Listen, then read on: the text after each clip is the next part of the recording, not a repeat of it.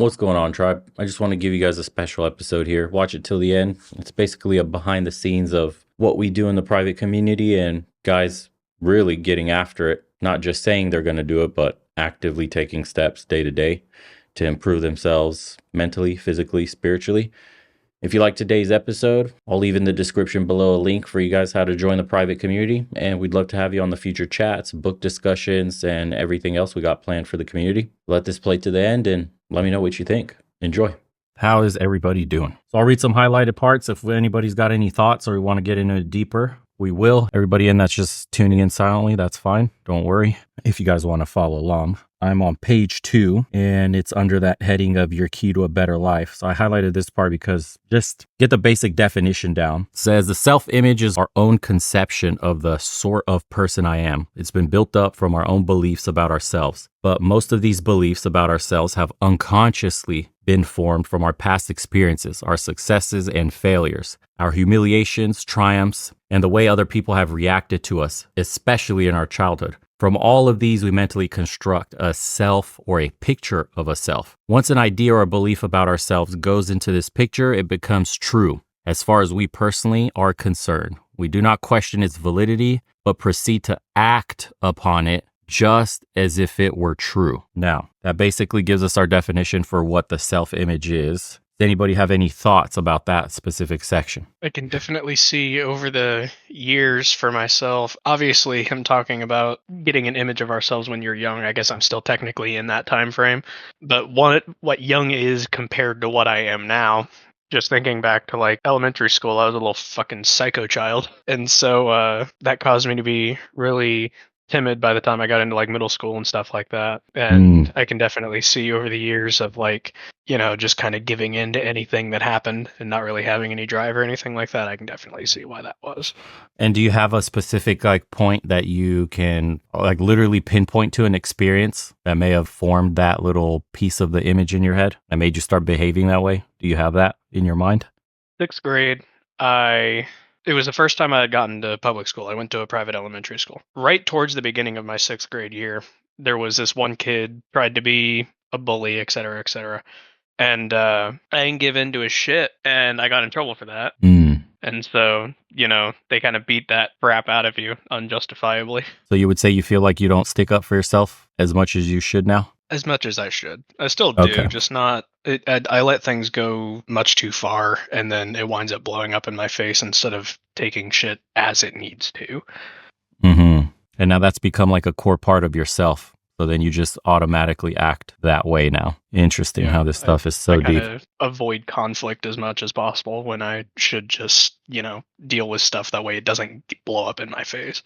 It's good. The first key is like recognizing this as we get deeper. He starts to give us tools on how to rewrite our whole self-image. So the next part I have here is literally right under that. And it's number 1. He says, all your actions, feelings, behaviors, even your abilities are always consistent with this self-image. In short, you will act like the sort of person you conceive yourself to be. Not only this, but you literally cannot act otherwise. In spite of all your conscious efforts or willpower, the man who conceives himself to be a failure type person will find some way to fail. In spite all his good intentions or his willpower, even if opportunity is literally dumped in his lap. The person who conceives himself to be a victim of injustice, one who was meant to suffer, will invariably find circumstances to verify his opinions. The self-image is a premise, a base, or a foundation upon which your entire personality, your behavior, even your circumstances are built. Because of this, our experiences seem to verify and thereby strengthen our self-images, and a vicious or beneficent cycle,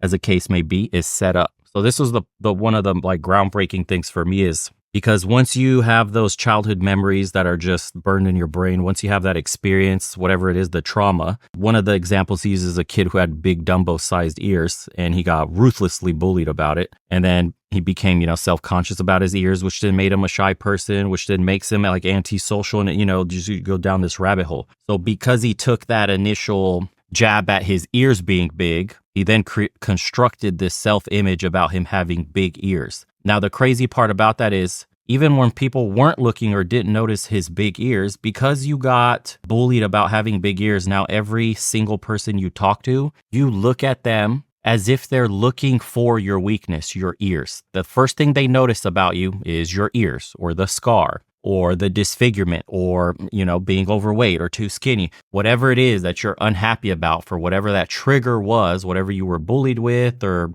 what you're insecure about for whatever reason, that's the first thing you think people are thinking about you. And then you go through this perpetual cycle, whether the outcome is good or bad. When you meet people, you think, it was because this. It's because my big ears that they treated me this way. It's because my big ears that I didn't get approved for this loan or didn't get this job or that girl said no to me. You know what I mean? So that vicious cycle where you verify to yourself through like imaginary forces simply from the self-image, because this thing is all automatic. We think of our conscious as, something that there's a level of control, and then there's the unconscious, which we have zero control over. But what we learn in the book later is that actually we control all of this. It's just a machine that runs depending on what goals, or like it says here, what, short self-esteem issues you may have, focusing on big ears. That machine will only focus on big ears no matter what environment you put it in, whoever you're meeting, anything happens to you, that's at the front and center. Your big ears. Your big ears are the problem. So for me, it was recognizing some of my shortcomings. I don't have any on hand, like off the top of my head that I'm thinking about, but I could think about moments where, wow, I did approach this situation thinking about, let's say, maybe had acne or horrible skin or something in high school. And I would always look at people as if that was the only thing they could see about me is my acne or my horrible skin. But it couldn't be further from the truth because they also had acne. Their skin also sucked. We're teenagers. We're going through, hormones and all that. But because I was self-conscious because somebody had pointed out my acne, which then led me to start thinking about it, which then obsessed about it, which then like burned it into my brain as a foundational part of my ego, who I am, the kid with acne, the boy with acne. I think there was one girl that said I was very attractive, but the acne was holding me back. Something like that. It was something to that nature. It was a stupid offhanded comment. She didn't even think about it. But, that's all it takes for it to ingrain in your head that, oh shit, now this is how everybody looks at me. And now when every situation I got into socially, that was at the forefront. So if anything went wrong, I would blame it on the acne, which then I would use as proof that, hey, it's my horrible skin holding me back. This is why everything is happening to me. And therefore, you solidify your self-image, and it's almost impossible to break unless you know that this thing exists in this form as the book describes it, because you just think, well, this is the way I am. This is the truth. Here is all the evidence laid up in front of me. This girl noticed, that guy noticed, that group noticed, this person noticed. I didn't get this job, that because of this,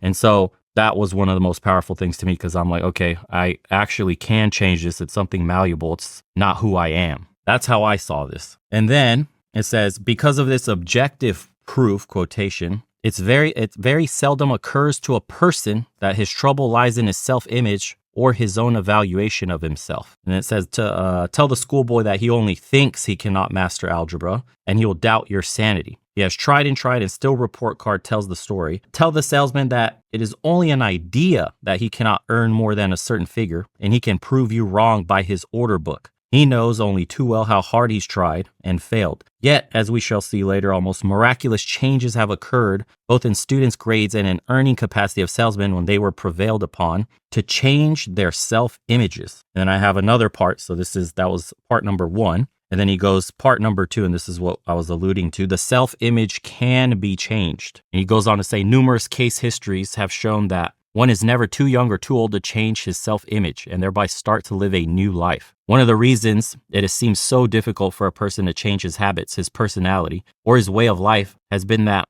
heretofore, nearly all efforts at change have been directed to the circumference of the self, so to speak, rather than to the center. Numerous patients have said to me something like the following: if you're talking about positive thinking, I've tried that before and it just doesn't work for me. However, a little questioning invariably brings out that these individuals have employed positive thinking or attempted to employ it either on particular external circumstances or on some particular habit or character defect. For example, I will get that job, or I'll be more calm and relaxed in the future. This business venture will turn out right for me. But they've never thought to change their thinking about the self that was to accomplish these things. And then it has a nice quote here. It says Jesus warned us about the folly of putting a patch of new material on an old garment or of putting new wine into old bottles. Positive thinking cannot be used effectively as a patch or a crutch to the same old self-image, which again is something I experienced in my life because I came across all these positive affirmations and all these self-help books, and they're always talking about your mentality. You have to think positive. You have to think that you will achieve. You have to do all these things that, again, wasn't working for me, just like for so many people. I said, yeah, positive affirmations sounds like bullshit. None of this stuff is effective. This is stupid. Reciting this shit in your head over and over doesn't help you. And of course it doesn't, because I didn't actually do the due diligence of changing who I thought I was, who I saw myself as. I was only trying to do like superficial shit, like, say you're going in for a job interview and it's like, I won't fuck this up. I'll make sure I do a good job. I'll be calm. I'll say all the right things. Just act smooth, like dumb shit like that. Affirming to yourself, superficial stuff. But that's in spite of like, oh, fuck, I'm really nervous about, will I get this job or not? What was the interviewer going to think about me? Things like that. You're not getting to the deep rooted issue of the problem of how you view yourself. Why do you view yourself as like a nervous wreck during the interview? Why do you think they won't like you? What evidence do you have? If you really dig deep, you have no evidence whatsoever. You'll affirm your own bullshit to yourself, like we read earlier, by saying, well, that one moment in my life, well, that one experience and that interaction with this person, that's how I know. That's my proof. But as we learn, that's not actually true. Anybody want to chime in on any other of their experiences before I keep going? Yeah, sure. I would just say this all rings very true to me. And I've experienced this in the past. People often ask you a question, are you more of an introvert or an extrovert? And I've long found it hard to answer that question because it really depends on the situation and how I am feeling in that context, whether it's a work-related situation or a social situation. And I've contemplated this after the fact, like, why do I feel so confident and extroverted sometimes, and I feel very unsure of myself and introverted in other situations? And it often just felt random, like I just gotta hope for sunny weather. I hope it doesn't rain. So I'm looking forward to reading this book to see how I might be able to exert more influence, if not control over how I'm assessing myself relative to others in a work or a social context. One example, I aced a series of job interviews. They hired me. They obviously felt I was qualified, but when I entered this workplace, for whatever reason, I was feeling unqualified. And it's as if I had a completely different personality on the job than I previously did in my series of interviews. You would think it would be the opposite, that you feel more confident. You jump through all the hoops, you pass their tests. But I undermined myself by conceiving of myself as unqualified or unfit or just inferior to my new colleagues. This was several years ago, but that's something that stuck with me. And I've experienced this phenomenon both on the upside and the downside over the years. And like I said, it changes, but I feel like I'm not always the one exerting the influence or determining how I feel about myself and therefore how I behave in a work or a social situation. It's very interesting because I've experienced very similar things to you, where I've had bouts of like extreme confidence, like euphoria, just I felt great about myself. I entered in similar situations, absolutely crushed it, feeling high about myself in that manner. And then there will be a day or two later where I almost revert back to something akin to like, being unsure and doubting everything. And oh my God, like imposter syndrome. I can't believe maybe I got that job, or I don't deserve to be where I am, or exactly so I've always thought about like, why does this happen? Is there a way to control this? How do I feel like I belong or I deserve what I have or whatever it is? I don't know. I've always thought, okay, I know that for that day that I felt really good, I saw myself as exactly who I dreamed of being. I believed almost like 100% with zero doubts that I am actually exactly the person I dream of being. There is no difference. I'm actually living it in the moment, and I behave congruent with that. And then for some reason, whether a trigger, a form of like some sort of stressor in my life, or yeah, what other way to describe it other than like a trigger happens from something or a memory, right? Just pops into your mind that reverts you back into that shell of who you think you are the day prior. And so because that self-image has reverted back to whatever the negative aspects of you are, you start to behave again with that negative aspect, manifesting itself outwardly into how you interact with people, how you are at work, your confidence, and everything else that goes with it. It's insane that this is something that I feel like we're going to have to just constantly work on and master until we're dead, because I've read this book from front to back, and it's something that you start to forget over time. You constantly need to come back to it. But building this self-image, I feel like it's a lifelong thing, because life itself is a lifelong thing until you stop breathing. Meaning, you will always have new inputs that may chink at the armor you've built up around that self-image. Your new you will always be tested by the world, by your experiences, by other people. Everything you come across till you're dead will be a test of that new image. And I feel like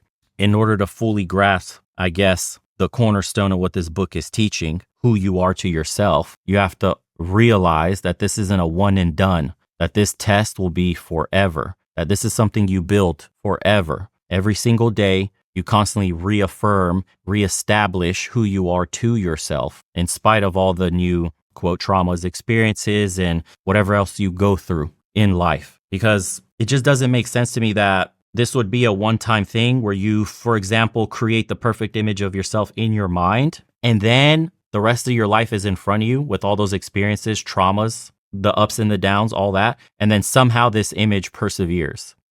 It's almost like, if you want to imagine it, you build a great wall. Behind it is you. And then there's like an army in front. And every day they try to break a little bit of the wall down. A little bit of the wall breaks down. And then you just have to constantly go back and patch over all the breaks to make sure the wall holds. I think what happens is a lot of people don't even know that wall exists. So when it breaks down the first time, the army marches through the gates nonstop, over and over, every single day. Every single day you get reaffirmed the negative experiences. So every single day you have this, I guess you could say, unabated, like zero control over your image, because it's dictated by every single experience you're having externally. That's like living a form of hell on earth, because you're not who you want to be. You're simply the person everybody tells you are, because they have that unfeathered access into yourself. Your self-image isn't guarded. You haven't built that wall up, and you haven't affirmed it every single day. So that's one of the takeaways I've had from this book, is that this is just going to be something that we have to be mindful of every day, especially when, I don't know, say you go on a date, man, and something goes wrong, and she may make a comment that may trigger something.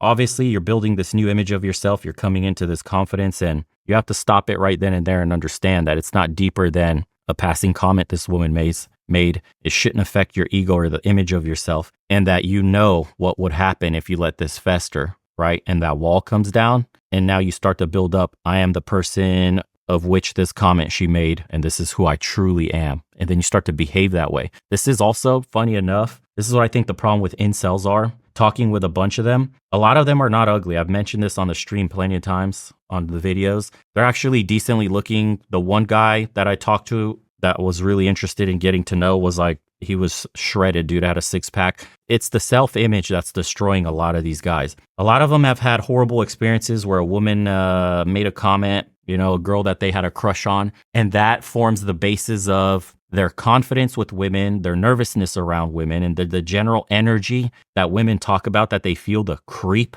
thing that they mention.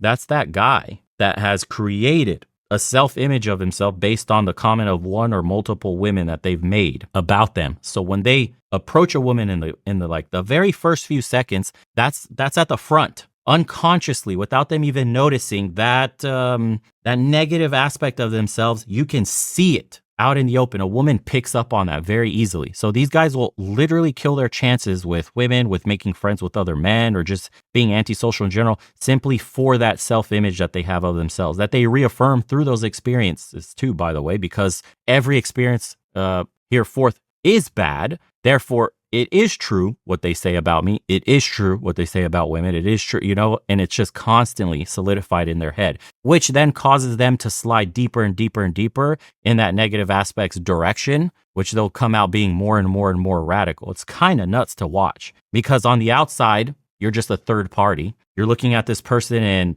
you have none of these negative aspects. You don't see anything anywhere near resembling what they see of themselves, almost disfigurement, that they look at themselves as like, how they meme, the incel memes are like, Chad has the jaw, blue eyes, blonde hair, and he's like super dry. And an incel just looks like the most decrepit, Gollum looking human being. They see themselves in that aspect of like a Gollum looking human being. And it couldn't be further from the truth. Most of these guys look completely normal. Yet they behave, their outwardly manifestation, the energy they give off is like that fucking Gollum thing from Lord of the Rings. Like my precious, like they give off that real nasty creep, like squirrely ass energy. And it just turns everybody off. Like even as a man, just like to befriend another man, they have this weird squirrely energy and it's like, ugh, man, there's something fucking wrong with you. Instantly, you just pull away. Imagine it would be the same for women, and it is. But they don't realize this. You see, so that's just another that's another real world example we have of the quote self-image, how important it is and how it manifests in our day-to-day lives. Anybody else want to add on to that or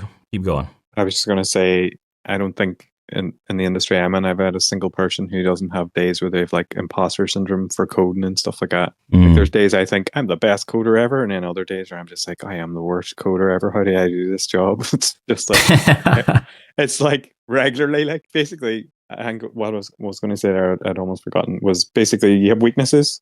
Everybody has weaknesses, and there's weaknesses you accept, and then there's weaknesses that you feel insecure about. And if somebody points at one of those, that's your trigger generally. Yes.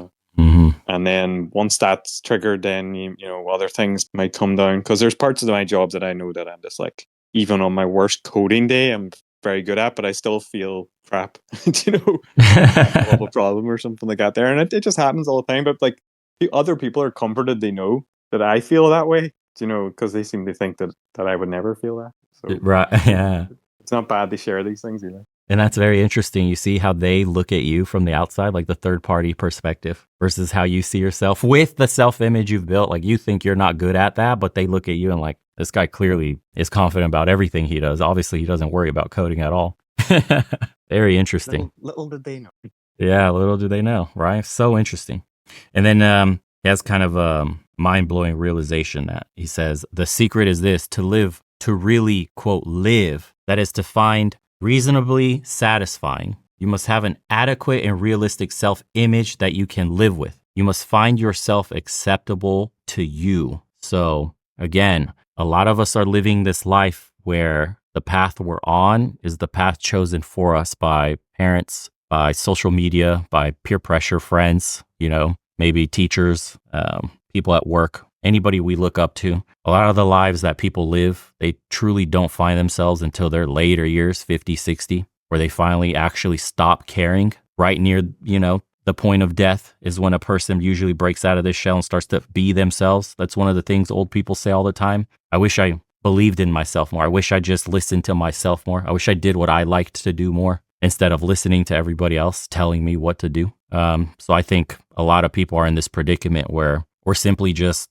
floating through life at the whims of everybody else. It's like they have their hands on our sail directly and they're blowing us in the direction that they want us to for their own, problems with their own self-image and trauma and all this that they're imparting onto us without even knowing. It goes on to say, when this self-image is intact and secure, you feel good. When it is threatened, you feel anxious and insecure, or especially in the world today, depressed. Yeah, anxious. Depression is a big one today for sure. When your self-image is adequate and one that you can be wholesomely proud of, you feel self-confident. You feel free to, quote, be yourself and to express yourself.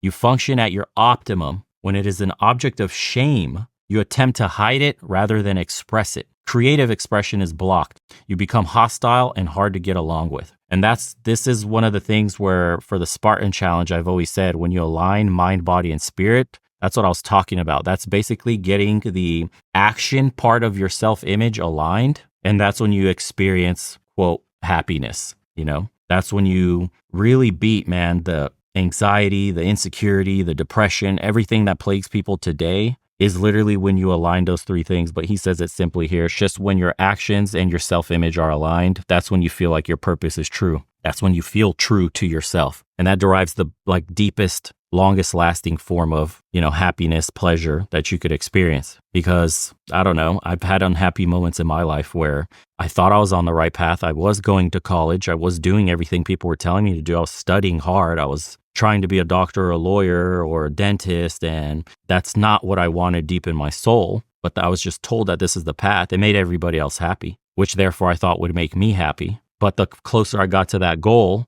the more and more anxious, the more and more depressed, the more and more angry, the more disconnected I felt with myself on a deeper level. And that manifested in me being unhappy, directionless, engaging in stupid things like hookup culture and one-night stands and whatever else, binge drinking, a ton of parties, wasting my time, seeking attention from others in that manner, and love from flings like that, right? To fill the black hole that was constantly building up because my life was drifting further and further apart from my quote self-image of who I wanted to be. Because we all have this, it's like a little spark in us. You dream of your perfect life. You dream of the man you want to be. You have an idea already of who you ideally want to be. And then there's you in the real world who lives a completely different life almost, simply because of you're afraid of the hard work that may need to be done to become the perfect version of you, or as perfect as you can be, because there is no perfect, but the idealized version, I would say. Or you're following the path set upon you by safe parents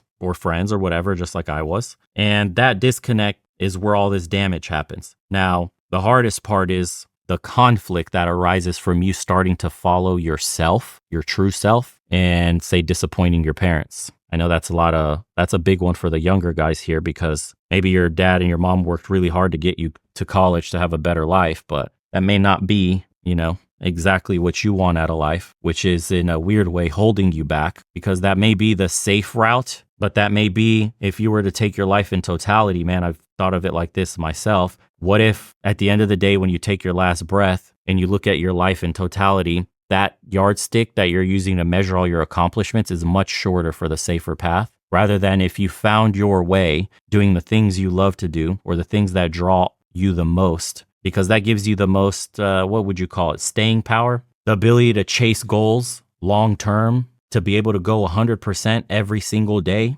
in lieu of obstacles. You could only really do that if you're chasing something you truly love doing. You'll burn out really quick. Like burnout is simply, the absence of, what could you call it, passion in what you're pursuing. That's what I look at burnout as. I've never seen successful people, quote, burn out simply because they found their path in life that truly resonated with them. And no matter what happens to them, what obstacles and shortcomings they experience, it's not an obstacle or shortcoming because it's their passion. You hear that rare thing where people say, my work doesn't feel like work. You ever heard somebody say that? Like they're just jolly about their life. They have the most incredible job of all time because it feels like a hobby to them. It's something they love doing. My work is not really work. These are the people that have staying power, that achieve the most. Simply because, can you imagine waking up doing something you love doing and getting paid for it? Is an obstacle really an obstacle then? Or is it just an interesting part of your day, And who of these people, you, the version that's going to school doing God knows what, maybe because you were told to, because the counselor at school told you this is a good career and it pays $40,000 a year, $50,000 a year,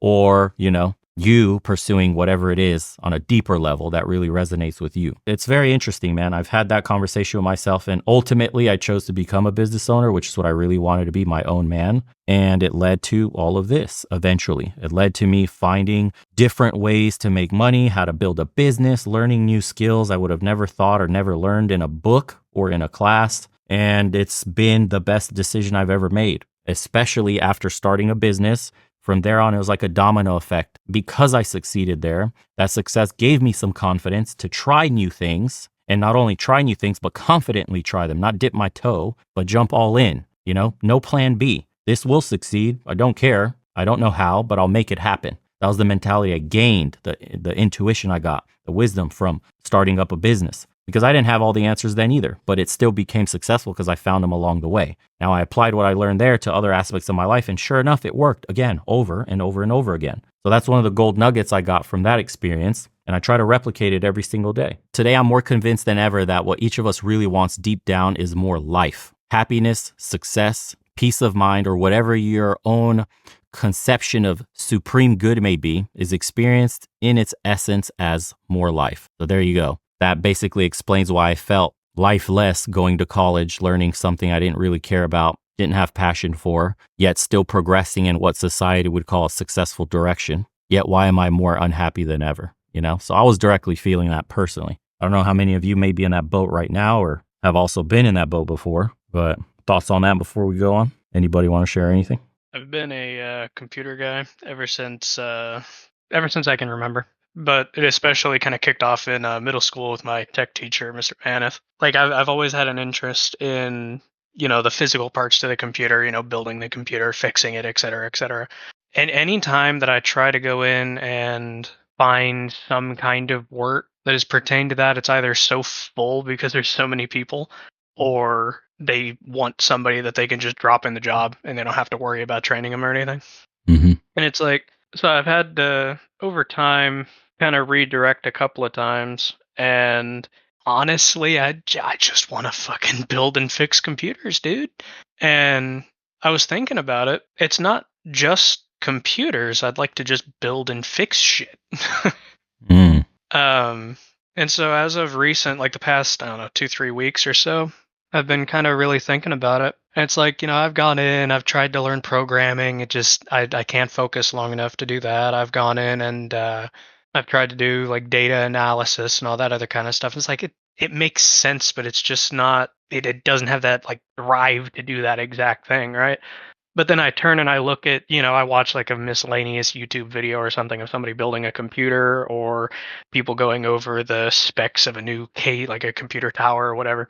And it's like, I want to make that, I want to go in, I want to have my own brand for that shit. And I figure, like, I have my grandfather and my uncle, they do a lot of woodworking, and my grandfather did welding back in the day. So it's like, I'll just do artistry shit. It's like you go in, you see all these computer cases and everything. It's like plastic, titanium, and all that other kind of stuff. I'm gonna make a brand based around beautiful wooden and glass computer towers. Like that's the end goal. But obviously, I have to do something practical to be able to get to that idealized point. Of course. Right? So I'll do, tables and chairs and all that other kind of shit, right? Yeah, it's beautiful. That's a great one, then. Because it's like, for so long, I thought I was just good with computers and that was it. But it's like, any time that something happens, it's like for a long time, I haven't, pursued any artistic anything and any building anything or anything of that nature. Because it's like, I was always like, I'm just good with computers. I'll stick with computers. But then it's like, I look back on it, and every single time that I'd help my grandfather or my uncle with something, it's like, I enjoyed that experience. Why not continue? Mm-hmm. Yeah, it's a beautiful idea, too. That's super unique. Glass and wooden towers that has your own artistic, like artisanal twist on it, man, would sell like hotcakes. Oh, yeah. I mean, there are people out there that there's like these really fringe companies where they've gone in and they've made computer towers that are just shaped like tanks, where it's like where the treads would be, or like your inflow and outflow for your fans and stuff like that. But you fit all your parts inside of a tank, right? So it's like, why not try some shit like that, right? I mean, it sells. Right. Yeah. Now, there's always going to be a market if the passion is there from you, because people love seeing somebody that's fully engrossed in what they're doing. Like, you can sell somebody fucking a bag of rocks. If that dude is excited about the rocks in the bag, someone's going to buy them. That's what's missing. If it's their true passion, dude, you're going to start learning how to do artistic shit, designs in the wood, maybe take some glass blowing classes and start learning how to forge some cool designs. And then you're going to learn how to forge them together, wood and glass. And then boom, there it goes. You have your first like prototype tower that you make and you sell that shit. And then, oh my God, somebody actually bought it. And then boom, now it's a fucking business, man. And your life changes. And that's just you following the path. And it was exciting all the way through. Is there going to be like obstacles and shit? Of course. But again, they don't feel like obstacles because that's something your brain likes. How do I implement glass and wood together, right? Would be an obstacle for somebody thinking of this. But for you, it's like, it's an exciting problem to solve because of all the cool ways you could think up of doing it. That seems far more in line with what I should do in my life than like the story of, I like computers and coding, I'm going to do some coding shit, You could just tell in the way you talk about it too. It's immediate. You can feel it in people. And then got another part here that's highlighted. It says, well, he tries to describe what the subconscious mind is really like, the way people think about it. And it says the latest and most usable concept is that man does not have two minds. And, I always say that we have like the lizard brain inside of us. There's two of us, but it says, but a mind or consciousness that operates an automatic goal-striving machine. So the lizard brain is your like lower self, the automated version that just like, oh, I'm near the edge of a cliff, palms get sweaty, I'm getting dizzy, back away. It just happens automatically without you thinking. Logically, there's no reason for you to have those autonomic responses because logically you're not going to jump. But your lower half, the lower consciousness is like, oh shit, danger. Back away because I don't know how many of us died. It's just encoded in our genes. Don't walk off cliffs, stupid. So that's an interesting one. So think of it that way because it's important when we go on into the next sections because it says the creative mechanism within you is impersonal. It'll work automatically and impersonally to achieve goals of success and happiness or unhappiness and failure, depending on the goals that you yourself set for it. Present it with success goals and it functions as a success mechanism. Present it with negative goals and it operates just as impersonally and just as faithfully as a failure mechanism. So these are the turds that you always hear about, everybody else is, why doesn't luck ever come my way? That guy's so lucky to be rich. That guy's so lucky he's making all that money. They see it as luck when the other person sees it as hard work, as actions being put, goals being met, goals created and being pursued. The other person sees it as something outside of himself. I've always noticed that one. That's the one I notice the most in people. And when you look for negative things, like if you always have, if you're looking for a problem, this is another one I saw at the bar. Guys would always come in there with a sourpuss fucking mood, get drunk. They were already trouble from the start. The moment they walked in, you can feel the energy, right? You can feel that self-image metastasizing out into the world in front of you because they got a stanky ass attitude. They're looking to get fucked up to numb themselves and they're actively goading people into issues. These are the guys going into bars to get into a fight or whatever, shit they're going through in their lives, but you could always spot them immediately. They wear it on their face. And that's another person. You look for a problem, sure enough, you'll find it, right? That saying. And it says here, this is page 13, by the way, there's a little square box. It says Dr. Maltz makes it clear that all of us have goals, whether we intentionally articulate them or not. The brain and nervous system are continually leading us in the direction of images. Okay, that's like a key part of this.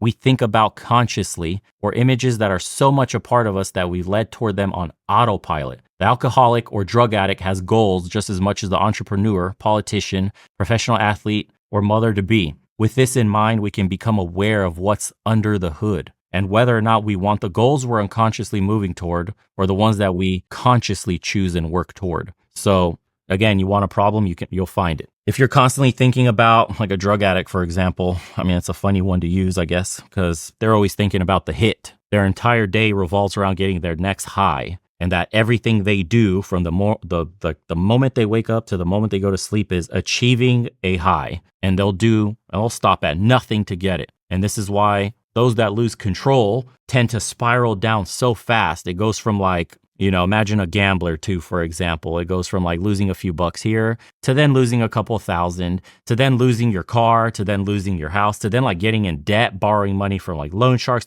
right? It's like it's nonstop. You're chasing the high at all cost and your brain is finding, quote, solutions for you to get the high. Whether it's something as stupid as like going to a loan shark that'll fucking take a bat to your knees or kill you if you don't pay the money on time. Doesn't matter. The solution's there. We found it. And your brain works in a successful manner just as extreme. It's just you have to put those goals in front of you, which is, again, why they say it's super important. This is why I do it too. I have a whiteboard and I write down my goals and I had it broken down between 1 year and then it would be something like the long-term vision. It could take 5 years, 10 years. It didn't matter. It was just, I didn't put a time on it. I just let the, quote, servo mechanism is what he calls it here, your little success mechanism, find its way to the end goal. I had my rigid stuff I wanted to complete this year. And then I had the overarching, like, here's who I dream of being in the long term. And I'll let my brain figure that out subconsciously as I go through day by day,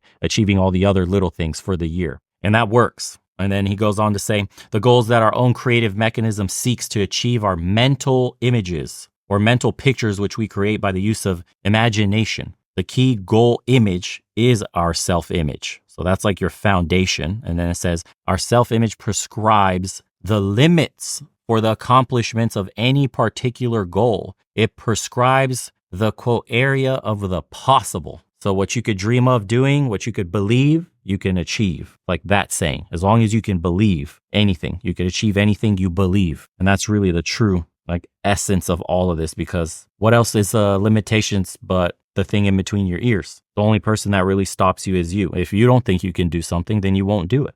And I mean, and it's really, it comes down to that simply. Welcome into all the guys silently listening. I guess I'll keep going. Okay. So on this is page 30, and we have it where it says practice exercise. Get a new mental picture of yourself. It says the unhappy failure type personality cannot develop a new self-image by pure willpower or by arbitrarily deciding to. There must be some grounds, some justification, some reason for deciding that the old picture of the self is in error and that the new picture is appropriate. You cannot merely imagine a new self-image unless you feel that it is based on truth. Experience has shown that when a person does change his self-image, he has the feeling that, for one reason or another, he, quote, sees or realizes the truth about himself. The truth in this chapter can set you free of an old, inadequate self-image. If you read it often, think intently about the implications and hammer home its truths to yourself. Okay, and then I have it's a two-part here. It says, number one, your built-in success mechanism must have a goal or target.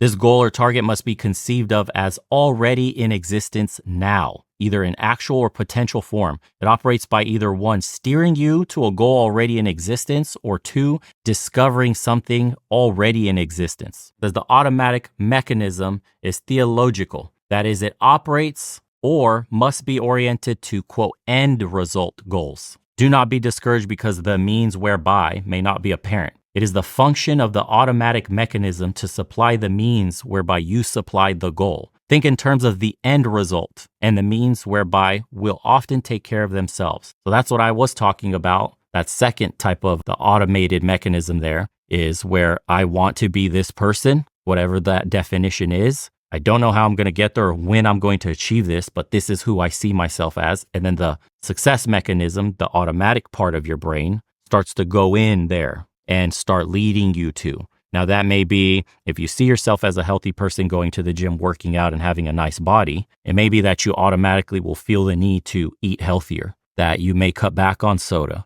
that you would rather get a salad or a steak instead of chips and whatever else, right? Or that you see yourself as somebody that goes to the gym every single day and you might start feeling weird if you skip a day, right? This all starts happening. This is all automatic in your brain. When I got my most fit, when I was going to the gym every day and I was eating like a maniac, I had a weird, I almost want to call it out of body experience where there's a disconnect between what I was seeing in the mirror and what I actually looked like. While I was getting fit, I already saw what I looked like, my complete version. When I looked in the mirror, I didn't see what everybody else saw, just a normal dude working out or just getting in shape. I saw me already ripped, already was running multiple miles every day. That was already me. And because I believed that's who I was, even though in reality I wasn't at the time, I slowly started walking step by step towards that realization. And sure enough, it made everything really easy because there was a passion there and an excitement.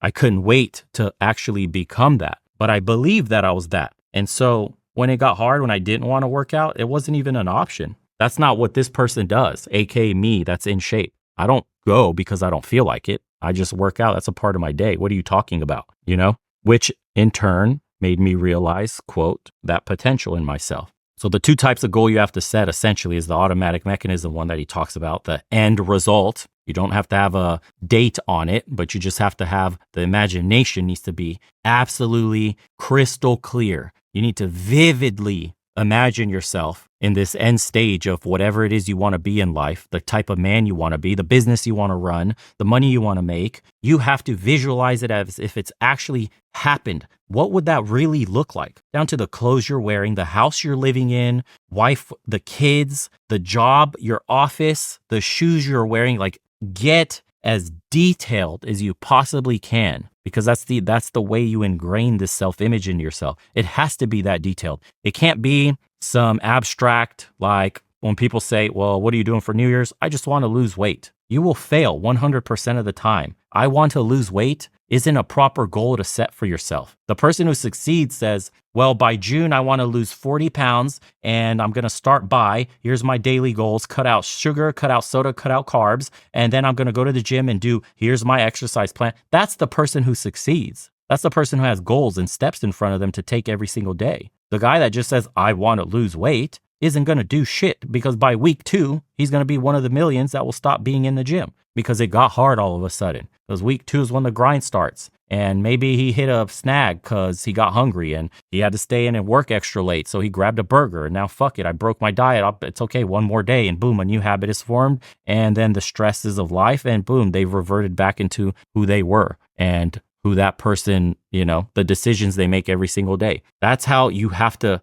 use imagination. It's to that extent. This isn't something we can just simply, will into existence by speaking it. You have to pretend, man, like when we were kids and you played cops and robbers, you have to imagine yourself running through the yard, that stick made of wood is a gun. That's what made it fun. That imagination that you thought for that moment that you were the bad guy or the cop, right? And you were chasing somebody and put them in jail with fake handcuffs and all the other shit we used to do as kids. That's how you have to be as an adult, except now you have to take that imagination, that power, and apply it to who you want to be as a man. And then your brain will do the rest to get you there. And then the first part of that was, again, your built-in success mechanism was the one where you had, and it said the goal or target that must be conceived of as already in existence now. Something like, for example, I want to lose 30 pounds. Like that's already achievable now. It exists. It has an end point. You know how to get there right now. 30 pounds, cool. Make the game plan to get down 30 pounds. Anybody's thoughts on these two? And then again, this is part of the Spartan challenge too, by the way, but continue. I would say that automatic mechanism rings true for me. I believe for it to work, it's critical that, as you said, you vividly visualize success and focus on that, not just the absence of failure. An example sprung to my mind from years ago. I was playing golf. Not a great golfer, but I'm a former caddy. As a caddy, always fantasized about being on the other side. And so my brother and I were golfing, and I was just playing the best game of my life, hitting straight all day long. And we got to a par 3. I should be able to reach the green from my drive, but there was a goose slightly to the right of the green. And my brother said, do you want to wait for that goose to move on? And I said, no, I've been hitting straight all day. It doesn't matter. But sure enough, in my head, I'm thinking, don't hit that goose, right? And for the first time in the midst of the best game of my life, hitting straight every hole, of course, I hit the goose square in the head. It coupled its feathers and then collapsed. And I felt horrible. I thought I killed the damn goose, but thankfully it came to and walked away.